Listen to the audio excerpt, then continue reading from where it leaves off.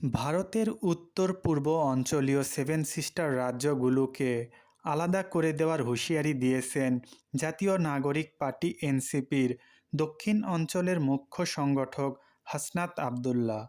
তিনি অভিযোগ করেন বাংলাদেশের অভ্যন্তরীণ অস্থিতিশীলতা সৃষ্টি এবং নির্বাচন বানচালের ষড়যন্ত্রকারীদের ভারত আশ্রয় দিচ্ছে, যার পরিপ্রেক্ষিতে তিনি এ বক্তব্য দেন।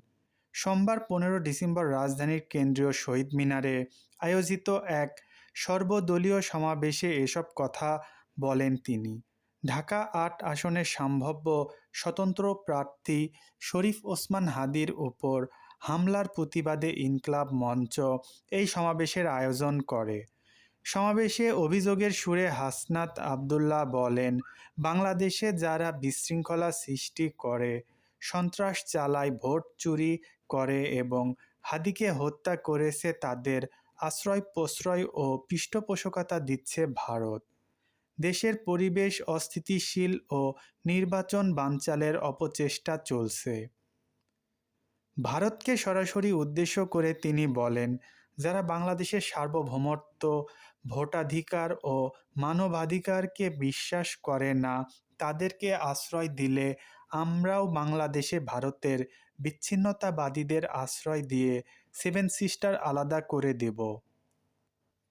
এনসিপির এই নেতা আরও দাবি করেন, হাসিনার পৃষ্ঠপোষক ভারত অস্ত্র, অর্থ ও প্রশিক্ষণ দিয়ে বাংলাদেশের বিরুদ্ধে একটি পক্ষকে দাঁড় করিয়ে দিয়েছে। ভারতকে আর পার্শ্ববর্তী দেশ বলার সুযোগ নেই, অবস্থান স্পষ্ট করতে হবে।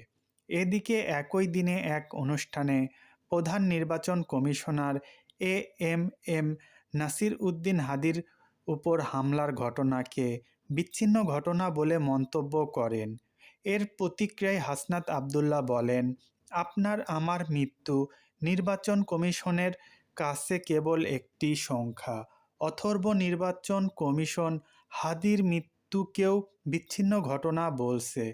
এমন মেরুদণ্ডহীন কমিশনারের সঙ্গেও যেন একদিন এমন বিচ্ছিন্ন ঘটনা ঘটে, সেই অপেক্ষায় থাকলাম।